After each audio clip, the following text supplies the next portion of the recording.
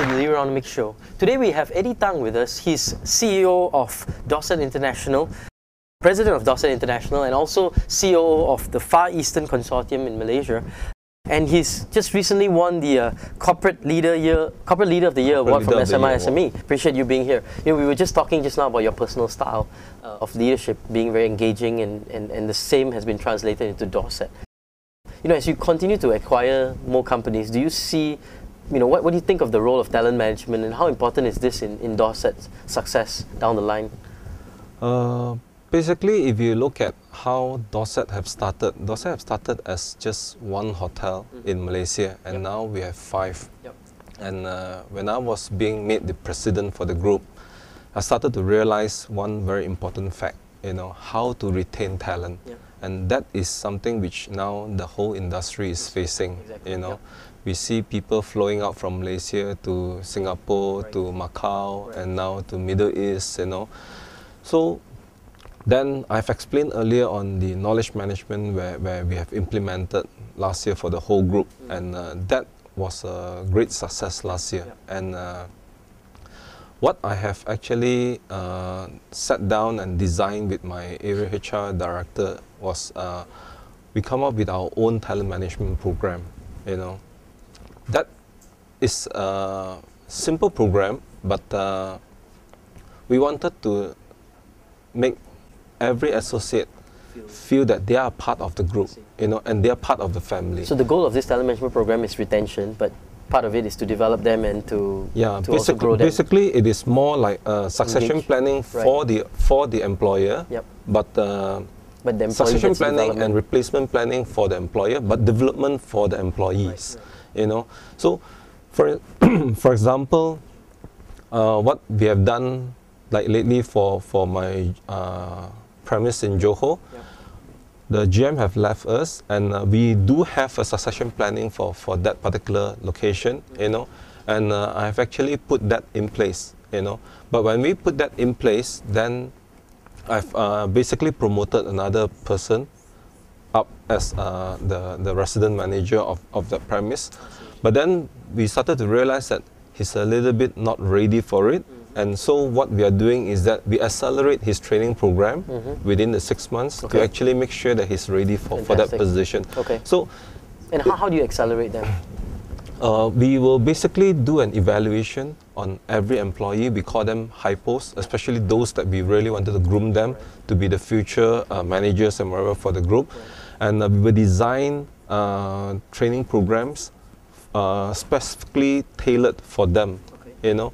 So assuming that if I'm planning this person in 2 years to be in whatever position, but if I've accelerated his promotion like in 1 year's time, you know, so I have to also accelerate that program, the training program that I have for him, to shorten it from 2 years to 1 year. That is where, you know, that is the great job handled by my area HR director, you know. So we worked that out based on, you know, respective areas and respective senior manager that we are having. You know. So I mean, you've traveled quite a bit, you know, across different countries, and you know, spent some time in Hong Kong and so on. But you know, do you see any differences in terms of talent management in the Malaysian organizations versus some of the international and global ones that you've come across? Basically, I would say it is almost the same. You know, everywhere, even though now you're talking about Hong Kong, you know, Hong Kong are losing good people to Macau, to Greater China. So it is the same thing. Everywhere is facing the same problem, you know. So if they do not have a proper plan to retain the talent, then we are losing good people around, you know. So the company also have to work out a good reward system in order to retain the people. There's no point giving them trainings and right program for them to move forward, but end of the day the company do not take care of the staff, you see. So it has to be a win-win situation for both parties. So for you, you've seen your retention is pretty high now. Most of your employees stick around for. Okay, fantastic. So it's a good success story, I guess, right here in Malaysia. Yeah, because I have quite a number of good candidates that we have, which have been promoted as per the plan that we have, you see. So that was exactly what happened, you know. throughout the plan that we are having, you see. Let me just ask you a couple of quick questions. Yeah, sure.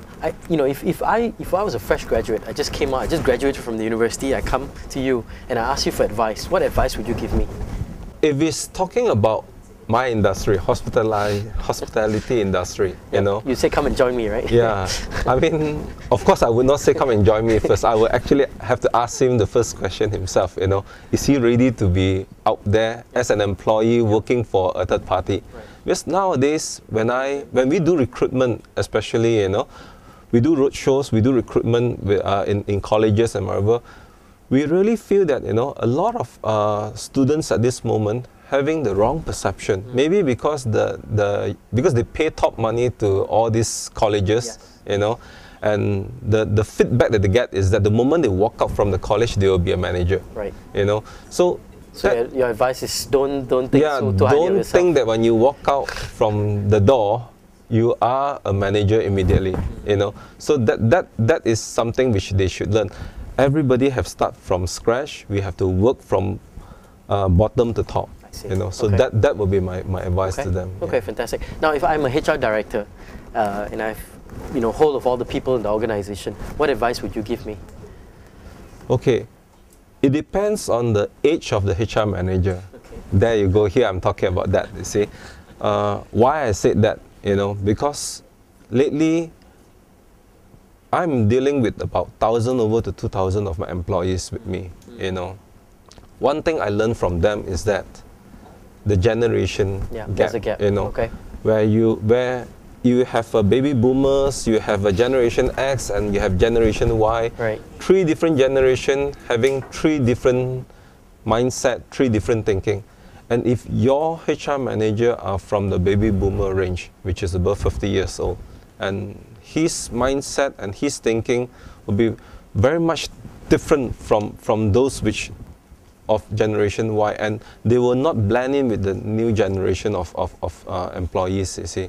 So my advice to them is that, you know, they should actually evaluate every level of the generations, and they also have to really ensure that, you know, whatever they are implementing, you know, it's suitable for every level. Okay. You know. Okay. So really assess the entire employee base and understand, yes, what are the key drivers of retention and the for needs, each level. you know. I see. Okay, great.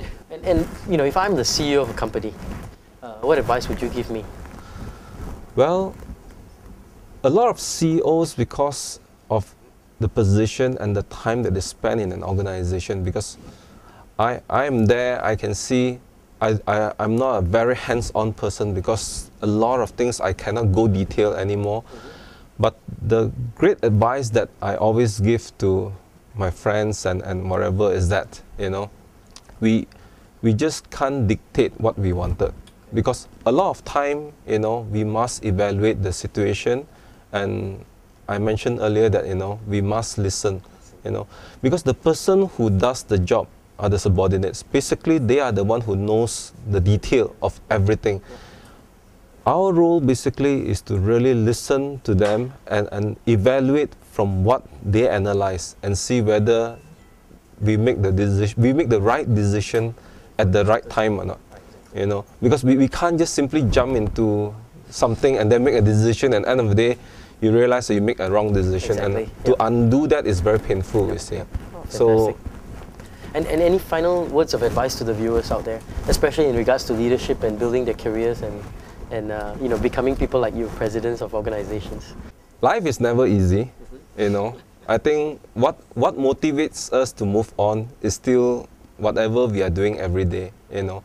And what I always say is that, you know, we learn from each other every day. Whether you are the CEO, or whether you are the subordinate, right, or whether you are a person who just walk into an organization, you may learn from them. So maintain your position, but have fun and learn from each other.